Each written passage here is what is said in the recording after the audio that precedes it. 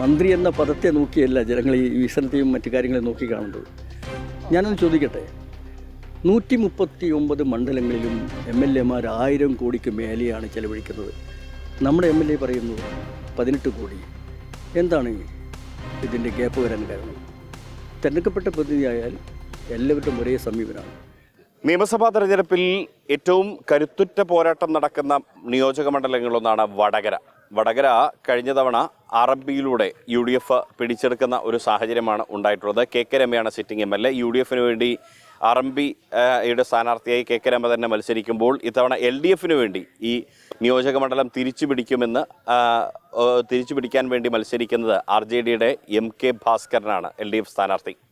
LDFിൻ്റെ പ്രതീക്ഷകൾ എന്തൊക്കെയാണ്, തെരഞ്ഞെടുപ്പ് അനുഭവങ്ങൾ എന്തൊക്കെയാണ് എന്ന് LDF സ്ഥാനാർത്ഥി MK ഭാസ്കരൻ പങ്കുവയ്ക്കുന്നു. ഭാസ്കരേട്ട, എങ്ങനെയാണ്, പ്രത്യേകിച്ച് ഇവിടെ നേരത്തെ പഞ്ചായത്തിൻ്റെ അധ്യക്ഷനൊക്കെയായി പ്രവർത്തിച്ച ഒരാളാണ്, എങ്ങനെയാണ് വടകരയിലെ പ്രതീക്ഷ? നല്ല പ്രതീക്ഷയാണ് ഇടതുപക്ഷ പാർട്ടിക്ക്. 5 വർഷത്തെ വികസന ശൂന്യത, അതായത് മുരടിപ്പ് വോട്ടർമാർ തിരിച്ചറിയുന്നുണ്ട്.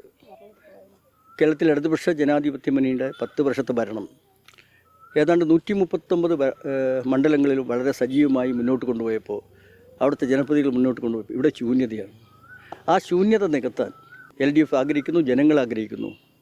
LDFിൻ്റെ ജനപ്രതിനിധി തിരഞ്ഞെടുക്കപ്പെട്ട് വരണമെന്ന് ഞങ്ങൾക്ക് പ്രതീക്ഷയുണ്ട്. വികസന പ്രവർത്തനങ്ങൾ താഴെത്തട്ടിൽ ജനങ്ങളിലെത്തിക്കാൻ ഇടതുമുന്നണി പ്രവർത്തകന്മാർക്ക് സാധിക്കുന്നുണ്ട്. അത് തന്നെയാണ് ഞങ്ങളുടെ വിജയം. പക്ഷേ കഴിഞ്ഞ നിയമസഭാ തെരഞ്ഞെടുപ്പ് അല്ലെങ്കിൽ ലോക്സഭാ തെരഞ്ഞെടുപ്പ്, അത് കഴിഞ്ഞു വന്ന തദ്ദേശ തെരഞ്ഞെടുപ്പിലൊക്കെ വടകരയിൽ ഇപ്പോൾ UDF വലിയ മുന്നേറ്റം ഉണ്ടാക്കിയിരിക്കുകയാണ്. കഴിഞ്ഞ നിയമസഭാ തെരഞ്ഞെടുപ്പ് ഒരു കൈത്തറ്റാണ്, ജനങ്ങൾക്ക് പറ്റിയൊരു കൈത്തറ്റാണത്. ഞങ്ങളുടെ ക്ഷേമ വികസന പ്രവർത്തനങ്ങൾ ജനങ്ങളിൽ എത്തിക്കാൻ കഴിയാത്തതിൻ്റെ ഒരു റിസൾട്ടാണത്. ഇനി അത് ആവർത്തിക്കില്ല. ചെല്ലുന്ന എല്ലാ സ്ഥലത്തും പോസിറ്റീവാണ്. ജനങ്ങളുടെ ഭാഗത്തുനിന്ന് അങ്ങനെയുള്ള അഭിപ്രായമാണ് വരുന്നത്.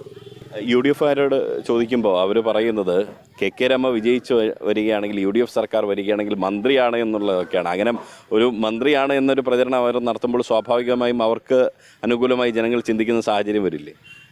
മന്ത്രി എന്ന പദത്തെ നോക്കിയല്ല ജനങ്ങൾ ഈ വികസനത്തെയും മറ്റു കാര്യങ്ങളെ നോക്കി കാണുന്നത്. ഞാനൊന്ന് ചോദിക്കട്ടെ, 139 മണ്ഡലങ്ങളിലും MLA മാർ 1000 കോടിക്ക് മേലെയാണ് ചെലവഴിക്കുന്നത്. നമ്മുടെ MLA പറയുന്നു 18 കോടി. എന്താണ് ഇതിൻ്റെ ഗ്യാപ്പ് വരാൻ കാരണം? തിരഞ്ഞെടുക്കപ്പെട്ട പ്രതിനിധിയായാൽ എല്ലാവരുടെയും ഒരേ സമീപനമാണ്. ഞാൻ പഞ്ചായത്തിൻ്റെ പ്രസിഡൻ്റായപ്പോൾ അവിടെ ഫണ്ട് വീതിച്ചത് എല്ലാവർക്കും തുല്യ നീതി കൊടുത്തുകൊണ്ടാണ്, ഈക്വലായിട്ടാണ്. അപ്പോൾ മുഖ്യമന്ത്രിയെ സമീപിച്ചാൽ എന്തുകൊണ്ട് മുഖ്യമന്ത്രി അങ്ങനെ ചെയ്യില്ല? മുഖ്യമന്ത്രിക്ക് എല്ലാവരും 150 മണ്ഡലത്തിൽ MLA മാരും കണക്കാണ്. അങ്ങനെ സമീപിക്കാനുള്ളൊരു മാനസികാവസ്ഥ ഉണ്ടായത് ഞാൻ മനസ്സിലാക്കുന്നത് മുഖ്യമന്ത്രി തന്നെ ഈ വടകര മണ്ഡലത്തിൽ MLA കൈയഴിഞ്ഞ് സഹായിക്കുമായിരുന്നു എന്നുള്ളതാണ്. പക്ഷേ ആ നിലയിലേക്ക് MLA ഉയർന്നു വന്നില്ല എന്നുള്ളതാണ് പിന്നെ ജനങ്ങൾ പറയുന്നത്. അതായത് KK രമ MLA എന്ന നിലയിൽ പരാജയമായിരുന്നു എന്നാണ് താങ്കൾ ആരോപിക്കുന്നത്. ഞാൻ പറഞ്ഞത് ഇടതുപക്ഷ മുന്നണിയും നാട്ടുകാരും ജനങ്ങളും വോട്ടർമാരിലൊക്കെ ഇവിടെ വികസനം കൊതിക്കുന്നവരാണ്. ആ വികസനം കൊതിക്കുമ്പോൾ അങ്ങനെ വന്നില്ലെങ്കിൽ അവർക്ക് നിരാശയുണ്ടാവും. ആ കാര്യമാണ് സൂചിപ്പിച്ചത്.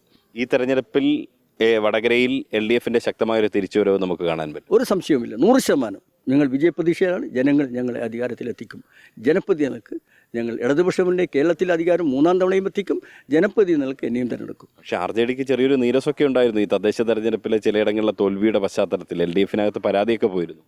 ഒരു കുടുംബത്തിൽ അങ്ങനെ പല പ്രശ്നങ്ങളുണ്ടാവും. ആ കുടുംബത്തിലെ ആളുകൾ ഇരുന്ന് ചർച്ച ചെയ്ത് പരിഹരിക്കുന്ന വിഷയങ്ങളെ LDFിൽ ഉണ്ടായിരുന്നുള്ളൂ. അത് നേരത്തെ, പിന്നെ എന്താ സംശയം, അതൊക്കെ നേരത്തെ പരിഹരിച്ചു കഴിഞ്ഞു. കിഷൻചന്ദ് ലീഗിലേക്ക് ചേർന്നു. അത് വ്യക്തികളുടെ കാര്യമാണ്. അധികം താമസിയാതെ തിരിച്ചു വരുമെന്ന് പ്രതീക്ഷിക്കുന്നു. കിഷൻചന്ദിൻ്റെ മടങ്ങിയൊരു പ്രതീക്ഷ. അങ്ങനെ പലരും പോയി തിരിച്ചു വന്നിട്ടുണ്ട് അതേ സ്പീഡിൽ. ഓക്കെ, ഈ മെയ് 4 എന്തായിരിക്കും ഇവിടുത്തെ ഒരു റിസൾട്ട്? ഇടതുപക്ഷ മുന്നണി 3ാം തവണയും അധികാരത്തിലെത്തുന്ന വലിയ വിജയാഹ്ലാദമായിരിക്കും. ഞാൻ ഇവിടുന്ന് തിരഞ്ഞെടുക്കുമെന്ന സന്തോഷം ഉണ്ടാവും. എല്ലാ ആശംസകളും.